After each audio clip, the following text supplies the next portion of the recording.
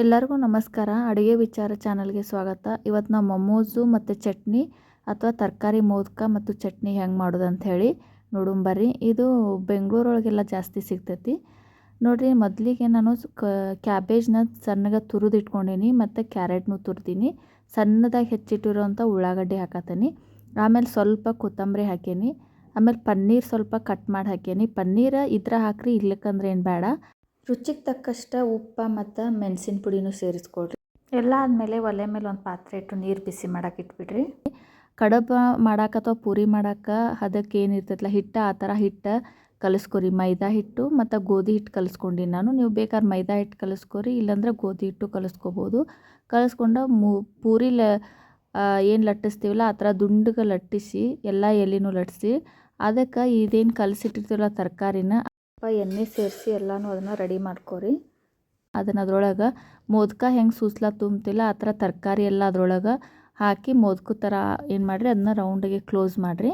ಎಲ್ಲನೂ ಮೋದಕ ಥರ ನೀವು ರೆಡಿ ಮಾಡಿ ಇಟ್ಕೊಂಡ್ಮೇಲೆ ಎಲ್ಲ ತರಕಾರಿ ಮೊಮೋಸ್ನು ಅಥವಾ ಮೋದಕನ ಒಂದು ತೂತಿರೋ ಸಾನ್ಗೆ ಒಳಗೆ ಹಾಕಿ ನೀಟಾಗಿ ಎಲ್ಲನೂ ಒಂದು ಜೋಡಿಸಿ ಏನು ಮಾಡಿರಿ, ಅದಕ್ಕೆ ಸ್ವಲ್ಪ ಎಣ್ಣೆ ಹಚ್ಚಿರಿ ಮ್ಯಾಲೆ.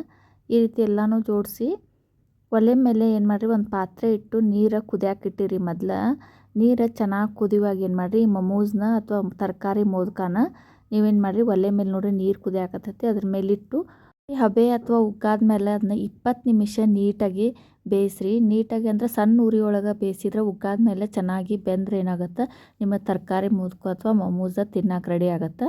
ನೀವೇನು ಮಾಡಿರಿ, ಚಟ್ನಿ ರೆಡಿ ಮಾಡ್ಕೊರಿ. ಒಂದು ಒಲೆ ಮೇಲೆ ಒಂದು ಪಾತ್ರೆ ಇಟ್ಟು 2 ಟೊಮೆಟೊ ಮತ್ತು ಒಂದು 6-7 ಮೆಣಸಿನ್ಕಾಯಿ ಹಾಕಿರಿ. ಬ್ಯಾಡಗಿ ಮೆಣಸಿನ್ಕಾಯಿ ಹಾಕಿ ಚೆನ್ನಾಗಿ ಕುದಿಸ್ಕೊರಿ. ಟೊಮೆಟೊ ಸಿಪ್ಪಿ ಬಿಟ್ಟ ಮೇಲೆ ಗ್ಯಾಸ್ ಆಫ್ ಮಾಡ್ಕೊಂಡು ಅದರೊಳಗೆ ಒಂದು ಮಿಕ್ಸಿ ಜಾರ್ ತೊಗೊಂಡು ಕೊತ್ತಂಬರಿ ಹಾಕಿ ಅದನ್ನ ಪೇಸ್ಟ್ ಮಾಡ್ಕೊರಿ. ಆಮೇಲೆ ಒಗ್ಗರಣೆಗೆ ಏನು ಮಾಡಿರಿ, ಸ್ವಲ್ಪ ಶುಂಠಿ ಬೆಳ್ಳುಳ್ಳಿ ಹಾಕಿ ಒಗ್ಗರಣೆ ಹಾಕ್ಕೊರಿ. ನಂತರ ಅದನ್ನ ರುಬ್ಬಿಟ್ಟಿರೋಂಥ ಟೊಮ್ಯಾಟೊ, ಬೆಲ್ಲ, ಸೋಯಾ ಸಾಸು ಹಾಕ್ಕೊಂಡು ರುಚಿಗೆ ತಕ್ಕಷ್ಟು ಉಪ್ಪು ಹಾಕ್ರಿ.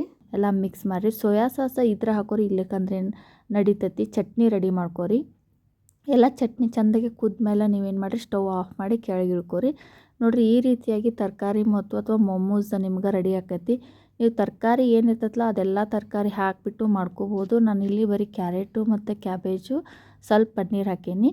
ತಿನ್ನೋಕೆ ಭಾಳ ಟೇಸ್ಟ್ ಇರ್ತೈತಿ ಮತ್ತು ಸಣ್ಣ ಮಕ್ಳಿಗಂತೂ ಇದು ಭಾಳ ಒಳ್ಳೆಯದು ಆರೋಗ್ಯಕ್ಕೆ. ತರಕಾರಿ ಎಲ್ಲ ಮಕ್ಕಳು ತಿಂತಾವು.